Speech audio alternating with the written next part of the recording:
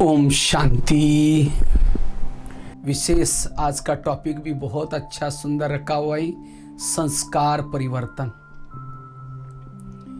संस्कार परिवर्तन वास्तव में हमारे ज्ञान योग का टोटल सार है। संस्कार परिवर्तन,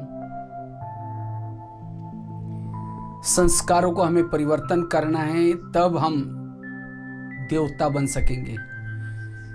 ज्ञान सुनते हैं, योग लगाते हैं, ये सब किसी लिए? संस्कारों को परिवर्तन करने के लिए। ये वास्तव में सतयुग से कलयुग बना। ये कैसे बना? हमारे संस्कार दूषित हो गए, काम के, क्रोध के, लोभ लालच के संस्कार बन गए। तो इसलिए बाबा आकर के फिर हमें ये ईश्वरीय पढ़ाई पढ़ा रहे हैं। 4 सब्जेक्ट रखे, ज्ञान, योग, धारणा और सेवा। ये चारों सब्जेक्ट का सार है हमें अपने पुराने संस्कारों को परिवर्तन करके देवताई संस्कार धारण करना। संस्कार परिवर्तन इस पढ़ाई का सार है।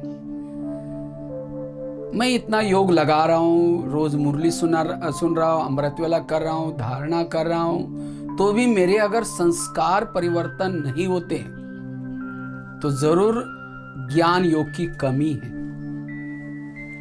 बच्चा स्कूल में जाता है लेकिन रिजल्ट आया तो फेल हो गया, इसका मतलब वो स्कूल में गया ही नहीं था, कहीं और जाता था। अच्छा, गया भी था लेकिन उसने पढ़ाई ठीक नहीं पढ़ी। इसी तरह अगर हम अमृतवेला करते हैं, योग लगाते हैं, तो भी संस्कार ही नहीं बदल रहे, इसका मतलब एक तो मेरा योग ठीक नहीं लग रहा है या फिर हमारा पढ़ाई पर अटेंशन नहीं है। इसीलिए हमें संस्कार परिवर्तन करना है। और जब हम कई दिन तक ज्ञान में चलते चलते कभी हमारे वही पुराने संस्कार जब आते हैं तब हम दिल शिकस्त बन जाते हैं। ये क्या है? मैं जैसे पहले आया था, जो मेरे अंदर थे संस्कार वही है। तब एकदम दिल शिकस्त लगता है कि हम तो फेल हो गए। एकदम चेहरे की में उदासी आती है, खुशी नहीं रहती। परमात्मा पढ़ा रहे, ज्ञान योग सीख रहे, तो भी खुशी नहीं है। क्यों? हमारे संस्कार नहीं बदले। इसलिए और अब तो हमारे पास समय बहुत कम है। अब हमें दृढ़ता से, क्योंकि दृढ़ता जब अंदर होगी तब जाकर के संस्कार बदलेंगे। इसलिए अब हमारे पास समय कम है, तो इसलिए जो हमारे अंदर कुछ रही हुई बातें हैं उसको हमें बदलना है। क्योंकि जब हम संस्कार के वश हो जाते हैं तब वायुमंडल को खराब कर लेते हैं, हम कर्मेंद्र के अधीन होकर के चलते हैं, हमारी खुशी गायब हो जाती है, हमारा योग नहीं लगता, बुद्धि भटकती है। फिर हमारे संस्कार जब नहीं बदलते हम दूसरों को भी नहीं सुना सकते। इसलिए संस्कारों को परिवर्तन करना है। वास्तव में संस्कार परिवर्तन ये शब्द गलत है। संस्कार मर्ज और ये मर्ज मतलब कभी कभी न चाहते हुए हमारे संस्कार इमर्ज हो जाते हैं। तो मेरे संस्कार इमर्ज बार बार न हो, यह हमारा पुरुषार्थ है। जब हम संस्कारों के वश हो जाते हैं तो की कमाई हमारी चट हो जाती है। जैसे गाड़ी को स्पीड में चल रहे हैं, अचानक ब्रेक लग गया, 0 स्पीड हो जाती है। इसी तरह चलते चलते जब हमारे संस्कार पुराने संस्कार के वश हो जाते हैं तो हमने जो इतना दिन रात मेहनत की वो चट हो जाती है, विकर्म हो जाते हैं। और खास तो ब्राह्मण बनकर के अगर हम कुछ करते हैं, ये का कई गुना बढ़ जाता है विकर्म। इसलिए हमें संस्कारों को परिवर्तन करने का अटेंशन देना है। तो हम अपने संस्कारों को कैसे परिवर्तन करें? सबसे पहले हमें चेक करना है कि हमारे अंदर संस्कार है क्या क्या, कौन से संस्कार हैं। हर एक को अपनी जीवन की पूरी ज्योग्राफी पता है, हिस्ट्री पता है। बचपन के 9-10 साल से लेकर के अब तक के हमारा हर एक को अपना अपना जीवन पता है कि मैंने क्या क्या गलत देखा है, क्या क्या गलत किए हैं, कौन सी चीजें जो नहीं करनी चाहिए थी तो भी मैंने ये की है। यह है संस्कार। न चाहते हुए भी हमारे से जो हो जाता है वो संस्कार। तो ऐसे मेरे कौन से संस्कार है वो चेक करना है। और हमें जो ज्ञान चाहिए उन चीजों का ही ज्ञान चाहिए। कई कहते मैं ज्ञान में चलता हूं, मैंने ये छोड़ा, ये छोड़ा, ये छोड़ा, ये छोड़ा, बस वो एक दो संस्कार है। लेकिन वो जब हमारे जीवन में रिपीट होता है, आता है, तो जो छोड़ा, जब ये किया, वो दोबारा सारे आ जाते हैं, सारे अटैक करते हैं हमारे। इसीलिए हमें उस कड़े संस्कार को, कड़े मतलब जो हमारे पुरुषार्थ में बार बार रिपीट होता है, उसको खत्म करना है। मम्मा मम्मा क्यों बनी? वैसा तो जून महीना मम्मा की याद दिलाता है। मम्मा मम्मा क्यों बनी?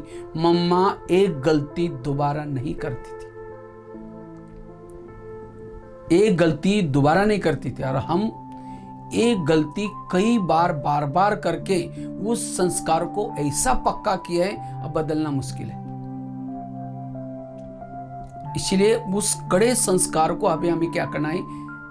परिवर्तन करना है, क्योंकि वो संस्कार हमारे हीरे को एक दाग है। अगर ये दाग होगा तो हमारी वैल्यू कम हो जाएगी। इसलिए अभी फ्लोलेस डायमंड हमें बनना है। सूरत में है ना, हीरा घासने का वहां ये चलता है, तो हमें भी बाबा का सेंटर क्या है? आत्मारूपी हीरा घासने का सेंटर है। और जितना फ्लोलेस डायमंड होगा उसकी वैल्यू भी होगी। अगर कोई दाग रह जाएगा तो कीमत कम हो जाएगी। इसीलिए अब हमें दृढ़ता से जो संस्कार हमारे अंदर रहा, कईयों को क्या लगता है, बाबा जो कई बार मुरली में कहते हैं ना, बच्चे बाप को दिलासा देते हैं, बाबा अंत में ये संस्कार पूरा हो जाएगा, हम बदल देंगे। लेकिन बाबा कहता है अंत में तो संस्कारों के अंश के वंश बन जाएंगे। क्योंकि माया तो लास्ट तक भी अपना युद्ध करना नहीं छोड़ेगी, लास्ट में तो और फुल फोर्स में करेगी। जैसे हमारे अच्छे अच्छे साधन बनते जा रहे, तो माया भी अपने लिए साधन अच्छे अच्छे बना रहे। क्योंकि अंतिम समय जब आत्मा इस शरीर छोड़ेगी, परम धाम का गेट तो बंद रहेगा। अब उनको तो शरीर तो है ही नहीं, वो भटकेगी। अब उनके अंदर जिस प्रकार के विकार हैं, उनको तो शरीर तो है ही नहीं, तो वो क्या करेगी? जिस आत्मा के अंदर किस प्रकार के संस्कार है, उसी संस्कार वाले आत्मा में प्रवेश करेगी। समझो उन आत्माओं में काम विकार में जाना है, उसको तो शरीर है ही नहीं, तो जिनके अंदर काम विकार के अंश है उसके अंदर प्रवेश करेगी और उससे भूले करती रहेगी। और पश्चाताप किसको होगा? जिसका शरीर है उसको पश्चाताप होगा। इसीलिए बाबा कहते बच्चे अपने संस्कारों के अंदर के अंश के वंश को खत्म करो। मुझे लगता है 5-6 साल पहले बाबा ने एक वर्ष दिया था, ज्वाला स्वरूप योग करने के लिए वर्ष दिया था। बाबा ने कहा था कि ये ज्वाला स्वरूप वर्ष इसीलिए है जो संस्कारों के जन्म से अंश है उसको खत्म करने के लिए दिया था। अगर फिर भी हमारे वो रहेंगे तो वही अंश क्या बन जाता है? वंश बन जाता है।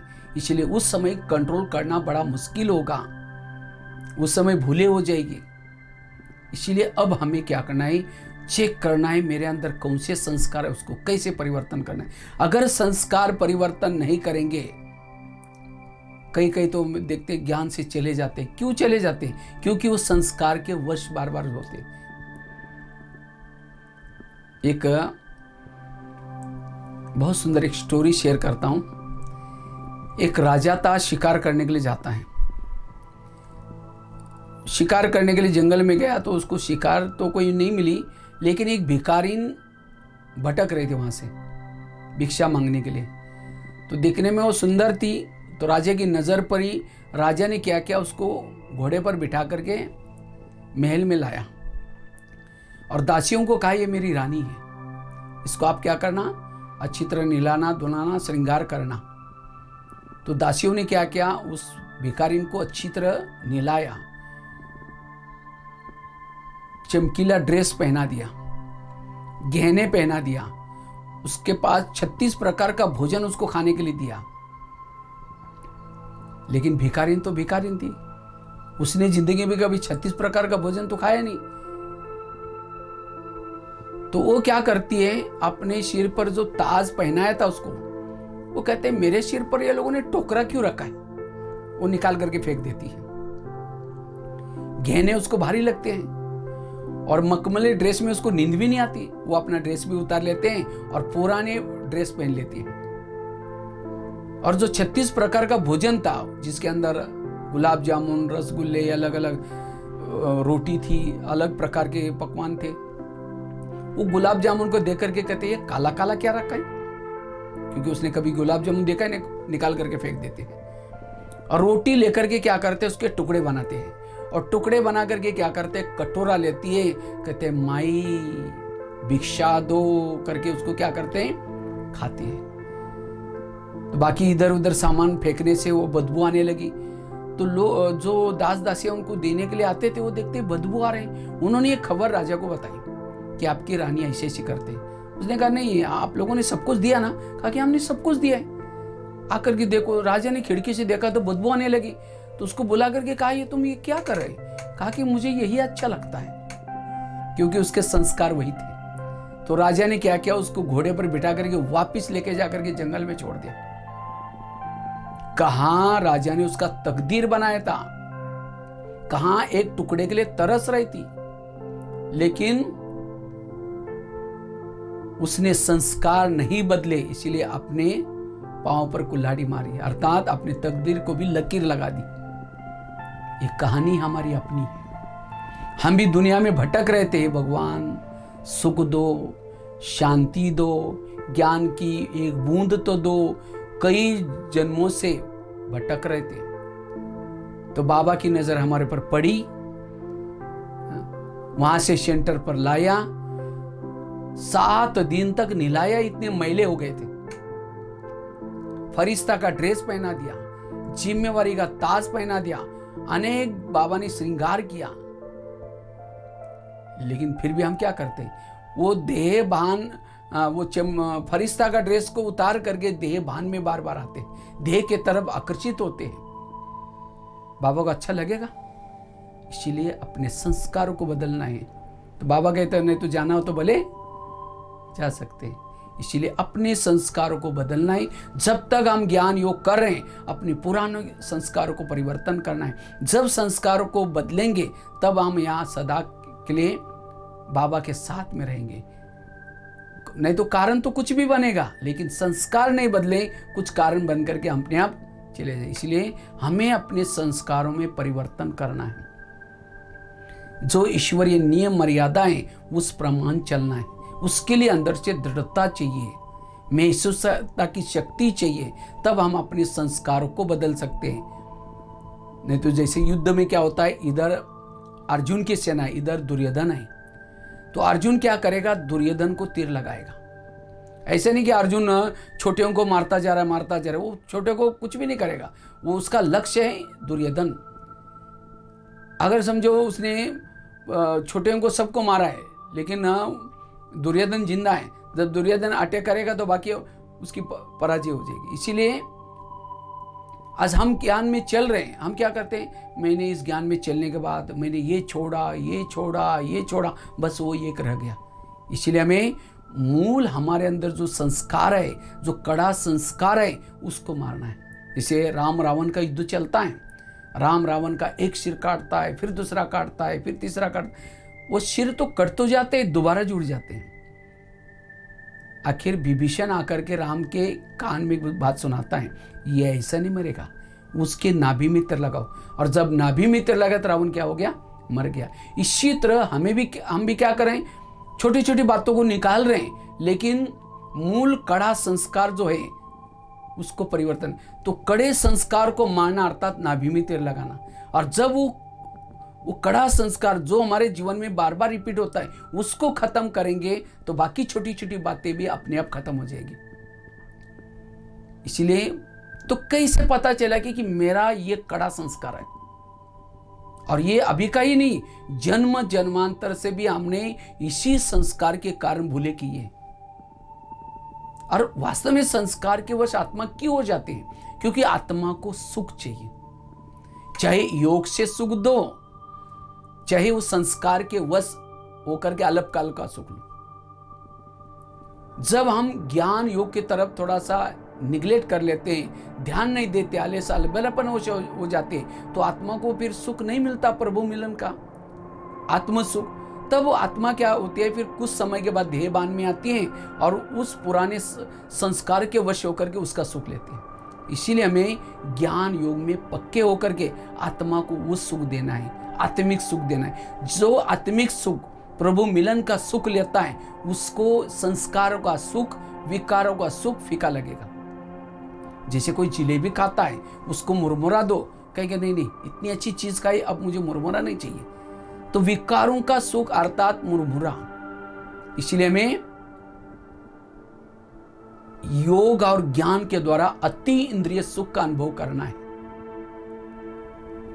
हम अपने जीवन का हर एक को एनालाइज करना है। कभी एकांत में बैठ करके अपने जीवन के 10 साल तक जाओ, 10 साल से लेकर के ज्ञान में आने तक आपने कौन से संस्कार के द्वारा ज्यादा भूले किए हैं, वो हर एक को याद है, वो याद करो, वो संस्कार लिखो कि उस समय का कौन सा संस्कार था। उसके बाद ज्ञान में आए, ज्ञान में आए, ज्ञान समझ में आया, बुरा अच्छा क्या सब कुछ समझ आया। तो भी ज्ञान होने के बाद भी फिर भी मेरे अंदर कौन सा संस्कार रिपीट हो रहा है, वो चेक करो। भले अभी रूप बदल गए, पहले जैसा नहीं होगा, लेकिन फिर भी उसका संकल्प में, कभी कभी कर्मों में भी ऐसा कौन सा संस्कार है, उसको एकांत में बैठ करके चेक करो। और मुझे लगता है जो पहले था वही हमारा संस्कार अभी भी है, और वो अंश है, और उस अंश को हमें खत्म करना है। यही मेरा दुश्मनी संस्कार है। जैसे भीष्म के सामने जब शिखंडी आता है, उसके सारे हथियार स्टॉप हो जाते हैं, कुछ काम नहीं करते। महारथी होने के बाद भी शिखंडी के सामने वो क्यों? उसका पिछले कुछ जन्मों का हिसाब किताब था। इसी तरह आज ये संस्कार हमारे सामने क्यों आता है? क्योंकि जन्म जन्मांतर से जब हम अकेले हो गए, तनाव टेंशन में आए, कुछ सुख शांति की इच्छा हुई, उस संस्कार का सहारा लिया, और इसीलिए उस संस्कार से हमारे हिसाब किताब बने। वो हमारे लिए शिखंडी है। और जब वो ज्ञान इतना होने के बाद, सब कुछ करने के बाद, जब वो संस्कार सामने आता है, उसकी बातें आते हैं, तब हमारा ज्ञान योग बाजू में हो जाता है, हम उसके वश हो जाते हैं। वो शिखंडी संस्कार कौन सा है? यही आत्मा की असली बीमारी है, और उसी बीमारी का इलाज करना है। जैसे हॉस्पिटल में जाते हैं, डिस्पेंसरी में, तो दवाई कौन सी मांगते हैं? कहते हैं आपके पास जितनी भी टैबलेट्स है ना, एक एक सैंपल मुझे दे दो, अब सारा लेकर के खाएंगे तो उल्टा परिणाम हो जाएगा।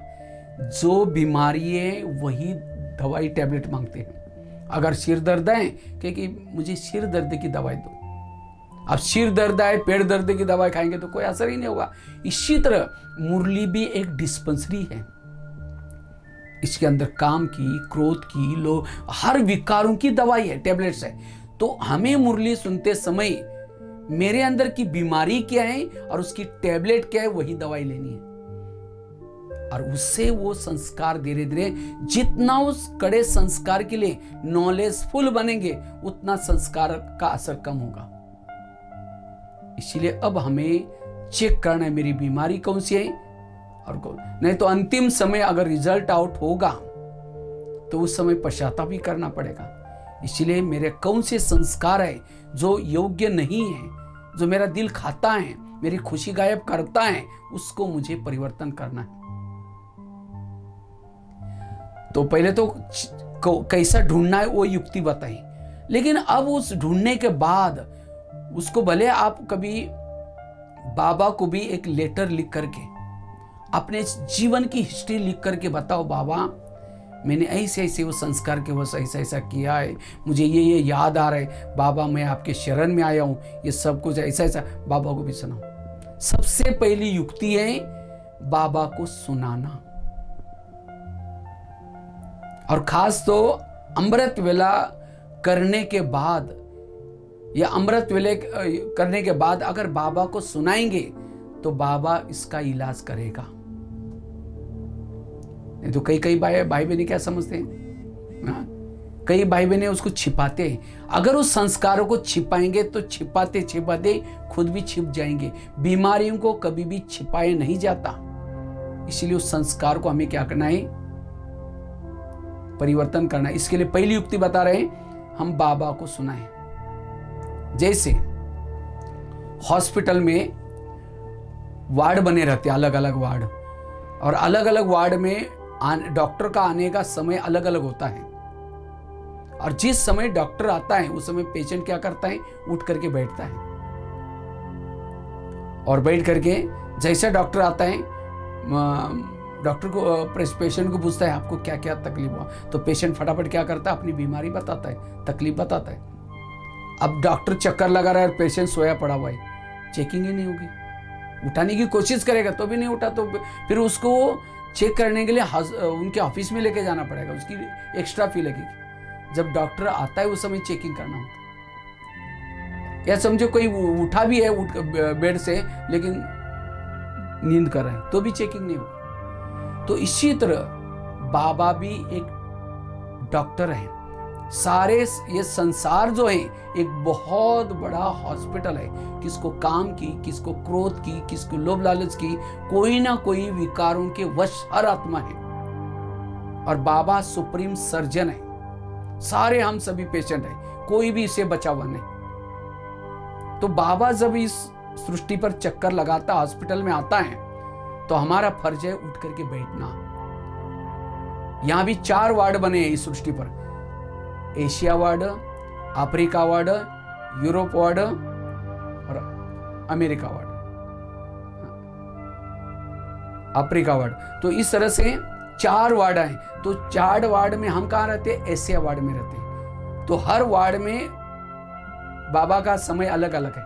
तो हमें भी क्या करना है, जिस समय बाबा चक्कर लगाता है, बाबा तो बिंदु है, 1 सेकंड में चक्कर लगा कर दे जाता, उसी समय हमें उठ करके बाबा को अपनी बीमारी बताना है। बाबा, जैसे पेशेंट कहता है डॉक्टर साहब मैं आपकी दवाई खाई तो भी पता नहीं 2 बार उल्टी हो गई, ऐसा ऐसा हुआ, ये हुआ, अच्छा और क्या हुआ, अच्छा और क्या हुआ, और क्या हुआ, वो निकाल कर लेता है और फिर नोट करता है। नोट करके जाता है ऑफिस में, और जा करके किसी नर्स के द्वारा या खुद आकर के उसकी टेबलेट दे के जाता है।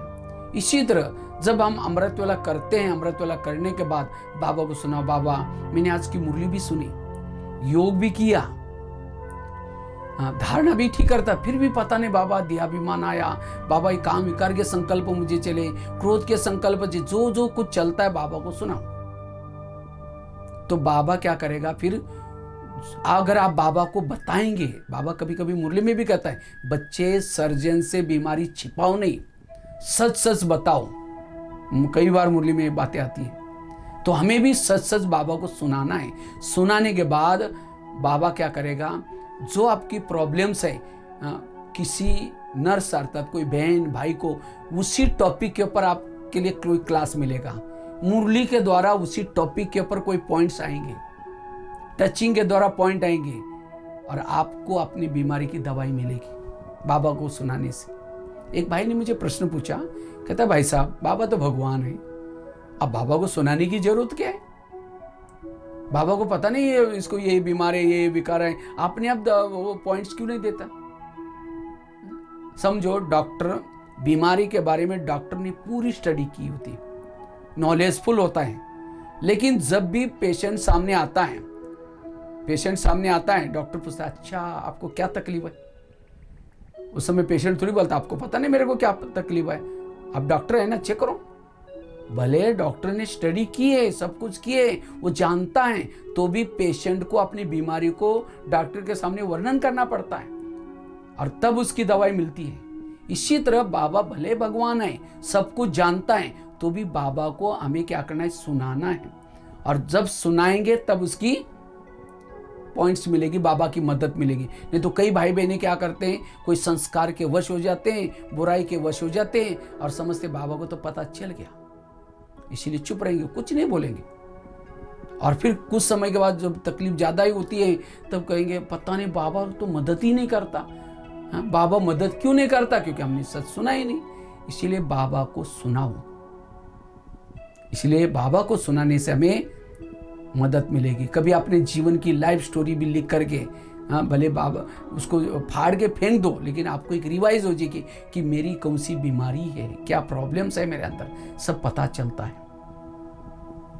वो औरों को पता नहीं है, लेकिन खुद को सब अपने मेरे क्या संस्कार है, मेरे अंदर क्या बुरा है, सब अपने आप को एकांत में जाकर के देखेंगे। इसको ही बाबा कहते हैं सोच चिंतन, अपना चिंतन करना, अपने अंदर गहराई में जाना, जीवन की एनालिसिस करो। यह है पहली युक्ति। दूसरी युक्ति है, अगर उस संस्कार का परिवर्तन करना है, उसके लिए मुरलियों की स्टडी करो।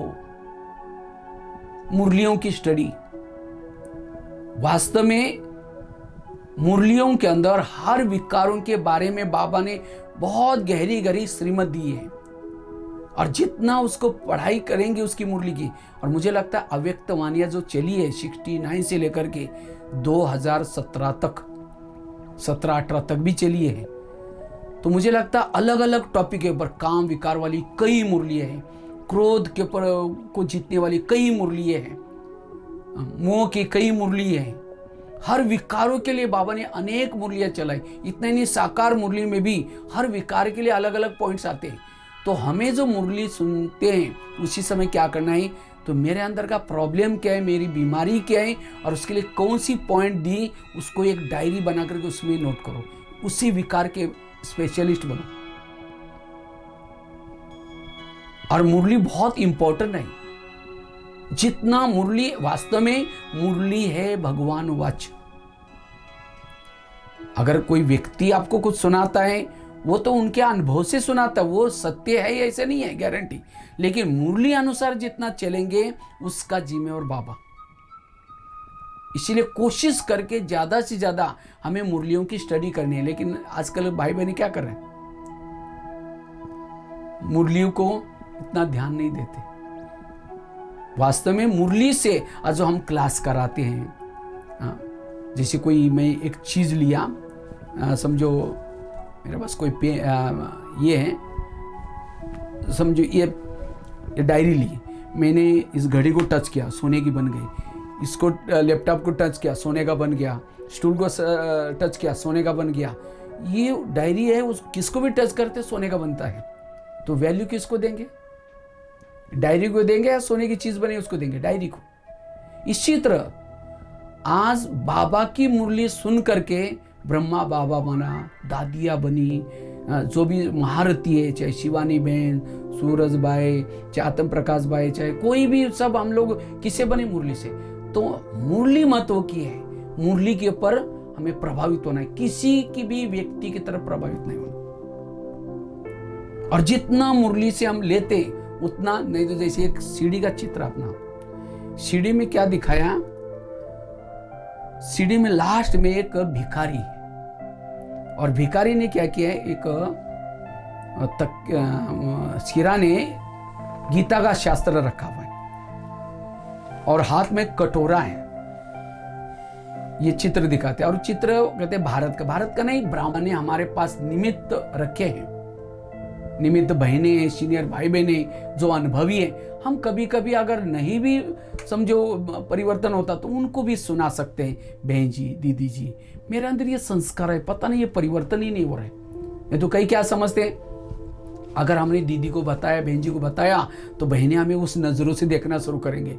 इसीलिए कभी पूछते भी कैसे हो, हाँ बहुत अच्छा है, हम तो संस्कार के वश हो रहे, गलत काम कर रहे हैं, तो भी क्या कहें, हाँ बहुत अच्छे।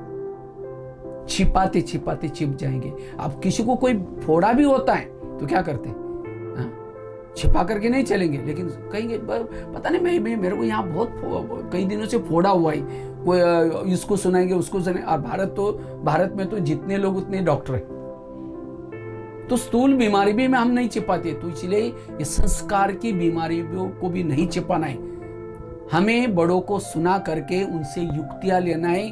अगर अपना नाम बताने की शर्म आती है तो क्या करो, किसी और का नाम बताओ।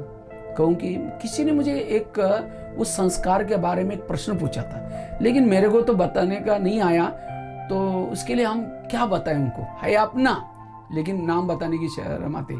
कोई बात नहीं, ऐसे भी नॉलेजफुल बनो। तो कहने का मतलब हमें उस संस्कार को छिपाना नहीं है, बड़ों से राय लेनी है, इससे वो संस्कार में बदलाव आएगा। चौथी बात है, चौथी बड़ी इंपॉर्टेंट बात है, अगर हमें उस संस्कार को परिवर्तन करना है, मर्ज रूप में रखना है, उसके लिए उस संस्कार का भोजन नहीं दो। संस्कार का भोजन देने से वो संस्कार जागृत, बाबा कहते हैं ना, माया तो कागज का शेर है, लेकिन कभी कभी वो कागज का शेर भी असली शेर बन जाता है। कब? उसको जब उस संस्कार का भोजन मिलता है। उसको और मैं थोड़ा सा खुल करके बताता हूं। समझो किसी का काम विकार का संस्कार है, और ऐसी आत्मा नेट में कोई गलत चीजें देख रहे, मूवी देख रहे, अश्लील चीजें देख रहे, कोई ऐसी गीत सुन रहे, और आजकल तो ये चीजें बड़ी इजीली मिल जाती, और उन चीजों को जितना अगर देखेंगे, वो संस्कार को भोजन दे रहे, वो संस्कार और जागृत आएगा, जागृत हो जाएगा। फिर कहते पता नहीं मेरा संस्कार नहीं बदल रहा है, क्योंकि उसको भोजन दे रहे। समझो कोई बुजुर्ग व्यक्ति है, बहुत क्रोध करता है, गुस्सा करता है, लेकिन है बुजुर्ग, अगर उस बुजुर्ग व्यक्ति को रबड़ी, पनीर, मलाई, अच्छा भोजन देंगे और गुस्सा करेगा। अगर उसको भोजन नहीं देंगे तो खटिया पर बैठ करके कहेगा मैं आकर के मारूंगा, मैं ये करूंगा, लेकिन उठ ही नहीं पाएगा, क्योंकि उसने भोजन नहीं किया। इसी तरह जब हम उस संस्कार को भोजन देते हैं, वो संस्कार एक्टिविटी में आता है। इसलिए जिन बातों को देखने से, जिन बातों को सुनने से मेरे अंदर के संस्कार जागृत होता है, उन बातों को मुझे क्या करना है, उसे किनारा करना है, उसे वैराग निर्माण करना है। और जितना उसे वैरागी बनेंगे, उतना उसके लिए दृढ़ विषम प्रतिज्ञा करने की, मुझे उस संस्कार को परिवर्तन करना है, बदलना है। इसीलिए उस संस्कार का भोजन नहीं देना।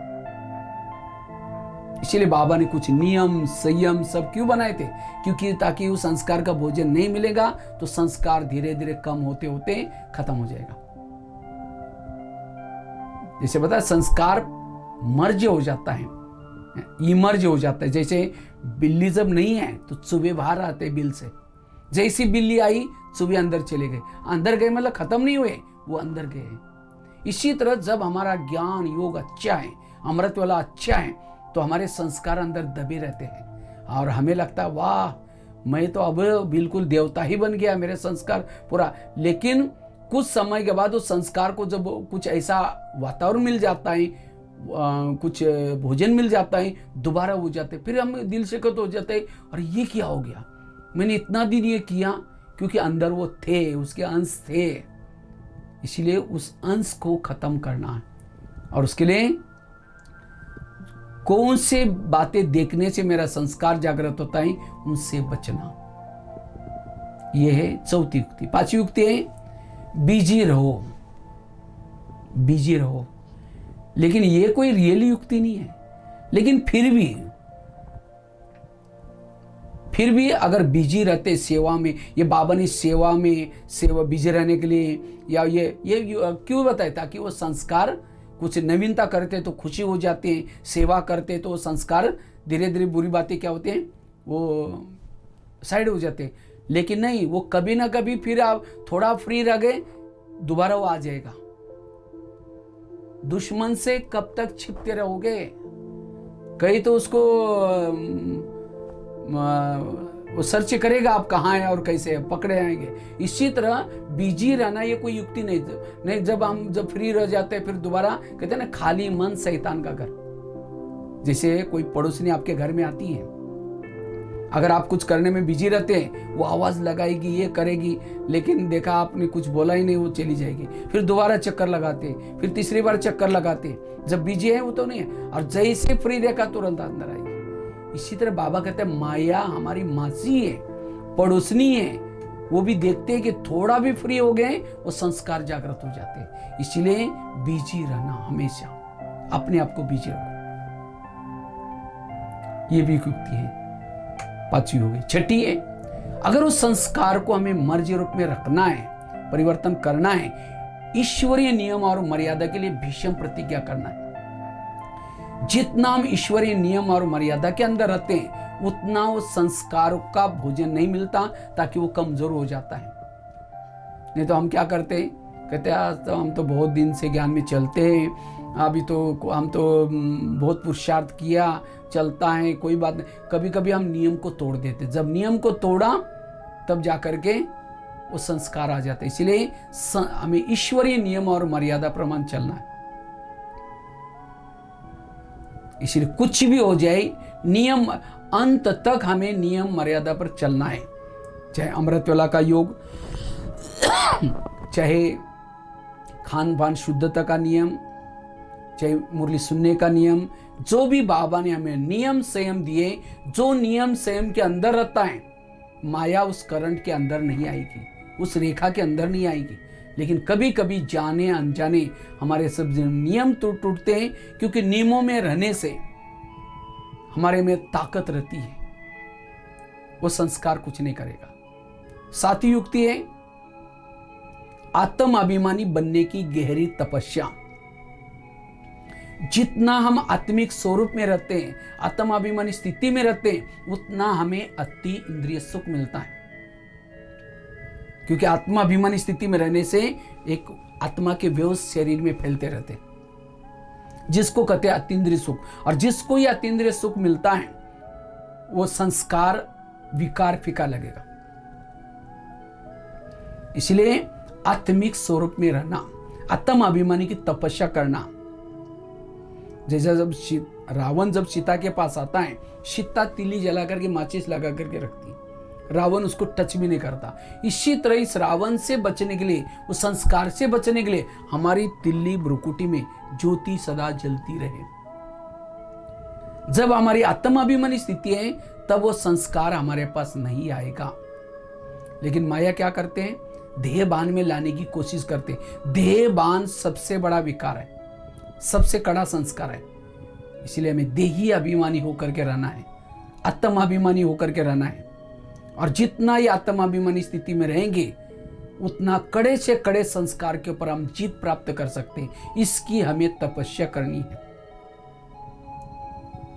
आठवीं युक्ति है, अगर उस संस्कार का परिवर्तन करना है, उसको मर्जी में रखना है, तो उसके लिए क्या करना है, हमें विशेष जो स्थिति अच्छी लगती है, क्योंकि हर ब्राह्मण 5000 साल पहले भी हम ब्राह्मण बने, ज्ञानी बनी है, और 5000 साल पहले भी हमने पुरुषार्थ करके विजय प्राप्त की है। तो 5000 साल पहले आप क्या पुरुषार्थ किया था, कैसा पता चलेगा? आपको कौन सी स्थिति अच्छी लगती है? किसी को बिंदु रूप स्थिति बहुत अच्छी लगती है, किसी को फरिश्ता स्थिति बहुत अच्छी लगती है। तो आपको किस प्रकार की स्थिति अच्छी लगती है, उसी को डेवलप करो। जितना उसको डेवलप करेंगे, उसे सुख मिलेगा, वो संस्कार धीरे धीरे कम होता जाएगा। ये भी एक युक्ति है। और हमें किसी को प्रश्न भी पूछना है, और पूछने के बजाय आप इस स्थिति के लिए क्या करते हैं। आप इस जैसे आई स्पेशलिस्ट होता है, हार्ट स्पेशलिस्ट होता है, अलग अलग इसी तरह हमें उस स्थिति के स्पेशलिस्ट बन जाए, जिसको बाबा के शब्द में बाबा ने भी कहा, अनुभव की अथॉरिटी बनो। अगर एक स्थिति के अनुभव की अथॉरिटी होंगे, तो अंतिम समय के पेपर में भी पास हो सकेगी। कोई ना कोई एक स्थिति के अनुभव की अथॉरिटी बनो, तब उस संस्कार का असर कम हो जाएगा। और लास्ट की 9वीं युक्ति सुनाते, अगर उस संस्कार को परिवर्तन करना है, उसका असर कम करना है, उसके लिए लास्ट की और इंपॉर्टेंट युक्ति है ज्वाला स्वरूप योग। जितना हम ज्वाला स्वरूप स्थिति में रहेंगे, उस संस्कार के अंश के वंश खत्म होंगे। ज्वाला स्वरूप हमें ऐसी, और यही इंपॉर्टेंट युक्ति है, क्योंकि इसी ज्वाला स्वरूप से हमारी आत्मिक स्थिति बनेगी। इसी ज्वाला स्वरूप स्थिति से हमारे आत्मा के अंदर जो विकारों के अंश के वंश है, वो खत्म होंगे। जैसे कोई भी बीज जब उसको भूनते हैं, उगता नहीं है। इसी तरह जितना हम ज्वाला स्वरूप योग करेंगे, वो संस्कार हमारे एक्टिविटी में नहीं आएंगे। इसलिए मेरी ज्वाला सदा जलती रहे, ज्वाला स्वरूप तपस्या। इसलिए बाबा ने खास, अब ये लॉकडाउन का समय मिला था हमको, सभी ने तो किया होगा पुरुषार्थ। अगर नहीं किया तो और भी हमें अपने पुरुषार्थ पर, एक तो अमृत वेला का योग, क्लास के पहले योग, ईश्वरी महावाक्य, रात को सोने से पहले नुआ शाम का योग, ट्रैफिक, इस तरह से हमें योग में, और योग में इंटरेस्ट है योग करना है। ऐसे नहीं कि बोर हो गया। कई भाई बहने कई प्रश्न पूछते हैं, भाई जी इतना समय बैठना बड़ा बोर हो जाता है। योग को मनोरंजन बनाओ, अलग अलग सोमानों में, इसके ऊपर भी हम अलग से एक दिन क्लास करेंगे। योग को हम मनोरंजन कैसे बनाएं, लंबा समय तक कर्मों में हम कैसे योग करें, उसके ऊपर अलग से फिर कभी देखेंगे। तो कहने का मतलब, योग को जितना योग के ऊपर इंटरेस्ट लेंगे, योग के सब्जेक्ट के ऊपर, उतना ही आप उस संस्कार को परिवर्तन कर सकते हैं। ज्ञान भी चाहिए, योग भी चाहिए। केवल योग लगाएंगे, ज्ञान नॉलेजफुल नहीं होंगे, तभी भी भूल होगी। और केवल नॉलेजफुल है लेकिन कंट्रोलिंग रूलिंग पावर नहीं है, तो भी भूले होते रहेंगे। दोनों भी चाहिए, ज्ञान भी चाहिए, उस संस्कार के बारे में कैसा आता है, क्या होता है, पिछले बार कैसा आया था, अब उसको मुझे क्या करना है। वास्तव में बाबा कहते हैं, माया मेरी बेटी है और तुम मेरे बच्चे हो। तो माया और हमारा रिश्ता क्या हो गया, भाई और बहन। कोई भी बहन भाई को थप्पड़ मारते कभी कभी, क्यों? जब वो बाप का कहना नहीं मानता। इसी तरह माया बहन भी हमको थप्पड़ कब मारते, जब हम बाबा का कहना नहीं मानते। कोई ना कोई नियम को तोड़ देंगे, माया बहन थप्पड़ मारेगी। जिस समय माया बहन ने थप्पड़ मारी, गाल को पकड़ करके चेक करो, मैंने 3-4 दिन पहले क्या भूले की थी। अमृत वाला मिस किया था, कुछ देखा था, कुछ तो गलत किया था, तब तो थप्पड़ मारी। तो माया बहन को, बहन के सामने हाथ आगे करके प्रतिज्ञा करो, माया बहन सॉरी, मैंने वो गलती की थी इसलिए आपने थप्पड़ मारी, आगे से मैं गलती कभी नहीं करूंगा। माया तो खुश हो जाएगी। वास्तव में माया आते हमें आगे बढ़ाने के लिए।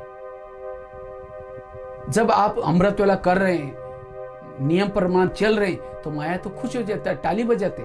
लेकिन जब आप नियम को तोड़ते हैं, थप्पड़ मारते, कहते भैया संगम युग चल रहा है, तुम ये क्या गलत काम कर रहे हैं। इसलिए नियम के लिए भीष्म प्रतिज्ञा, ज्वाला स्वरूप योग। तो कितनी बातें हो गई, 9 बातें हो गई। पहली बात दोबारा एक बार रिपीट करता हूं, अगर उस संस्कार का प्रभाव कम करना है, बाबा को सुनाओ। दूसरी बात बताई, मुरलियों की स्टडी करो। जिस प्रकार के टॉपिक, कौन सा आपका संस्कार है, उस टॉपिक के मुरलियां हैं, उसको टिक मार कर। और आजकल तो मुझे लगता है, कई तो मैंने खुद देखा, कहीं आजकल तो नेट में भी, व्हाट्सएप में भी ये सब आ रहे हैं। एक अपनी साइड बनी है DR लोहार करके, उन्होंने तो पूरी 69 से लेकर के सब मुरली डाले। कभी क्लिक करके डाउनलोड करके वो मुरली पढ़ो, बहुत इजी है। और कौन सी प्रॉब्लम आई उसको आप निकाल करके वो पढ़ो, तो बहुत अच्छा में सहज उसके लिए आइडिया मिलेगी। तीसरी बात बताई, हमारे पास जो सीनियर है उनको सुनाना। चौथी बात बताई, उसका भोजन न देना। पांचवी बात बताई, बिजी रहना। छठी बात बताई, ईश्वरीय नियम मर्यादा का पालन। सातवीं बताई, आत्माभिमानी की तपस्या। और 8वीं बताई, जो चीज अच्छी लगती है उसको डेवलप करना। और 9वीं बात बताई, ज्वाला स्वरूप योग। तो योग का प्लानिंग बनाओ। योग के मुझे याद है, अभी कुछ दिन पहले, वैसे तो मैं पूरा इंडिया में जाता रहता हूँ, तो जब लॉकडाउन का हो रहा था, उससे पूर्व में कानपुर गया था। शायद मैं 18 को तो आ गया था, लेकिन लॉकडाउन तो शायद 24 या 23 से हुआ था, कुछ सभी तरफ बंद हो गया था। तो यहाँ पता चला कि भाई जो बाहर से होके आए हैं उनको भी 14 दिन क्वारंटाइन में रखना है। तो मैं तो आया था, तो मेरे को फिर जो कहा कि आपको 14 दिन रहना है, तो एक ही कमरे में मुझे बिठा दिया।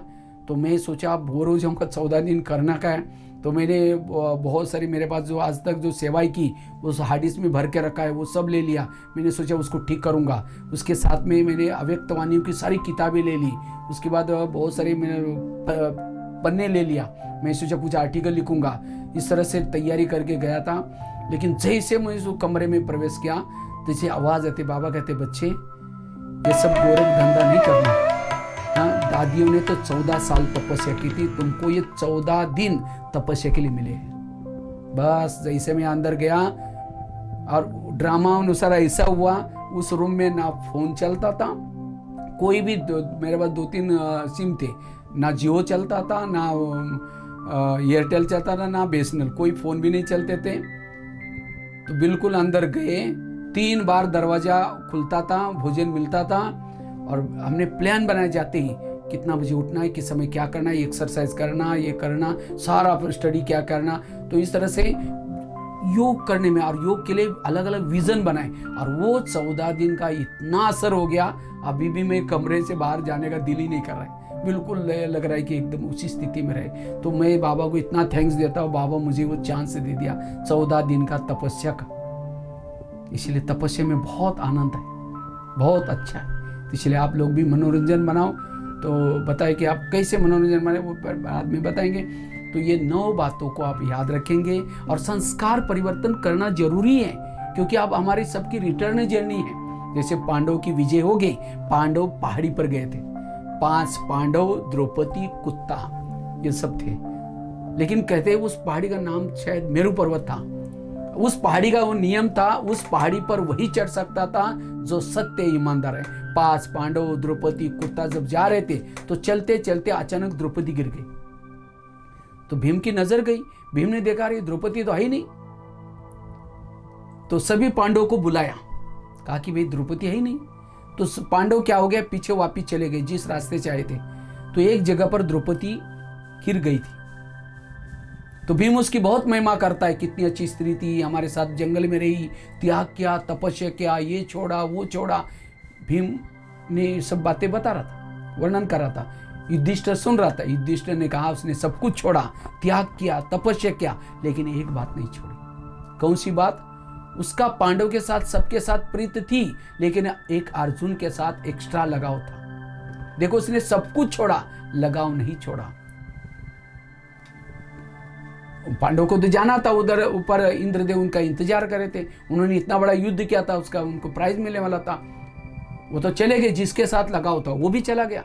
तो द्रौपदी को उस समय पश्चाताप होता है, उसको याद आता है कैसे मैं बातें करती थी चुप चुप करके, कैसे क्या क्या सारा याद है, पश्चाताप करते है, रोती है। लेकिन जो हो गया हो गया। ये कहानियां, ये महाभारत की बातें संगम युग की यादगार है। हमारी भी विजय होगी, विजय होने के बाद सभी को, पांडव को पहाड़ी पर जाना होगा।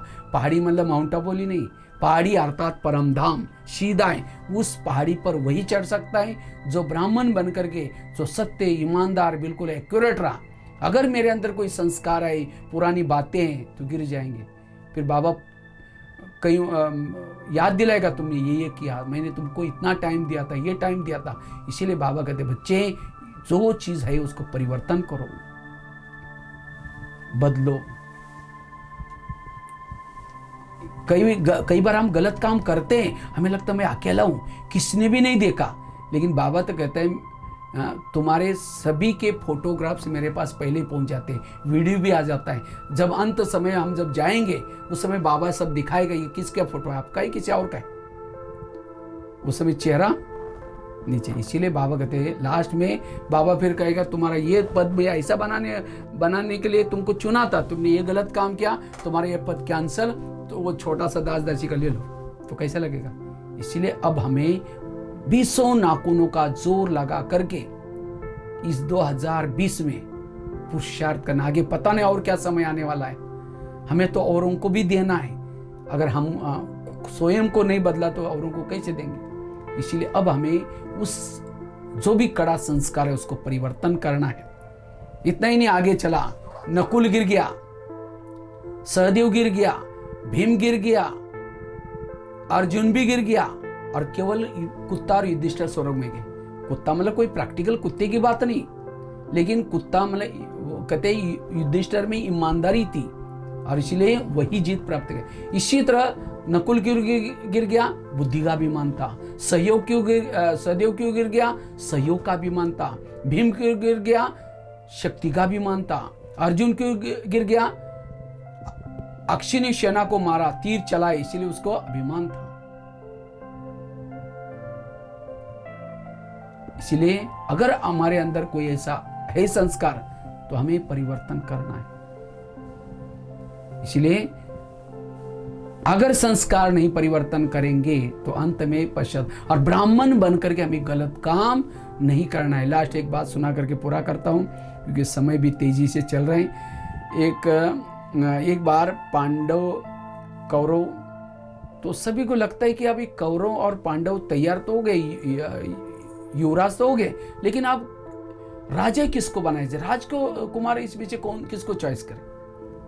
तो सब कहते हैं भाई राजकुमार उसको बनाया जाए जो योग्य है, लेकिन लगता है कि योग्य कौन है इसमें। तो उनकी योग्यता की परीक्षा लेने के लिए क्या क्या एक दरबार बिठाया, और उस दरबार में अचानक क्या हो गया, एक व्यक्ति 4 व्यक्ति को उनका सिर बांध करके उनको दरबार में लाया गया। और सबसे पहले क्या किया, इसको प्रश्न, दुर्योधन को प्रश्न पूछा, अगर तुम राजकुमार बनोगे, तुम्हारे सामने कोई केस आएगी, तुम उसको क्या सजा दोगे। इन चारों ने मिलकर के एक व्यक्ति का मर्डर किया, तो क्या करोगे। तो दुर्योधन उठ करके कहता है, अच्छा मर्डर किया है, मैं भी उनको यही कहूंगा कि इनके भी मर्डर करो, मैं यही उनको करूंगा, इनका भी मर्डर करो। फिर उसके बाद वही प्रश्न युधिष्ठिर को पूछा। युधिष्ठिर थोड़ा सा गंभीर हो गए। तो उन्होंने कहा कि इनकी मैं वर्ण जाति पूछना चाहता हूं, कौन से कुल के। तो कहा इसमें एक शूद्र। उस समय शकुनी उठ करके कहता है, इसका क्या मतलब है। हाँ, मेरी भांजे ने जो बोला से, लेकिन सब कहते नहीं, उन्होंने पूछा है तो बताओ इनको कौन सी कुल के। कहा कि एक है शूद्र वर्ण का, दूसरा है वैश्य, तीसरा है क्षत्रिय, चौथा है ब्राह्मण। तो युधिष्ठिर और गंभीर हो गया, कहता है इसमें जो शूद्र है उसको 2 साल की सजा दी जाए, इन्होंने मर्डर करने में शामिल था। उसमें जो वैश्य है उसको 4 साल की सजा दी जाए, उसमें जो क्षत्रिय है उसको 6 साल की सजा दी जाए। और कहा इसमें जो ब्राह्मण है उसको क्या सजा देने, मैं नहीं कहूंगा, आचार्य द्रोण बैठे वो बताएंगे। ब्राह्मण है, ज्ञानी है, तो भी गलत। ये सारी जो भी वृत्तांत है संगम युग के है। आज हमने एक शूद्र बन करके गलती की, माफ हो सकते हैं, वैश्य बन करके की, माफ हो सकते हैं, क्षत्रिय, लेकिन ब्राह्मण बन करके हमें जो गलती करते हैं, क्योंकि प्राप्ति भी एक का, बाबा कहते 100 गुना, इतना ही गलत काम करते तो एक का 1000 गुना 100 गुना गलती भी हो जाती है। इसलिए हम अच्छा कितना करते वही गिनते, लेकिन बुरा करते वो नहीं करते। इसलिए संस्कार परिवर्तन बड़ा जरूरी है। इसलिए आप लोग जरूर, अभी जो टाइम मिला है इस लॉकडाउन का, इसमें और इस साल में ऐसी तपस्या करने जो हमारे संस्कार बदल जाए, इसके लिए कुछ अनुभव के आधार से युक्तियाँ बताई, आप इसको अपनाएंगे और जीवन में करेंगे। ठीक है, इसी के साथ साथ बहुत बहुत धन्यवाद।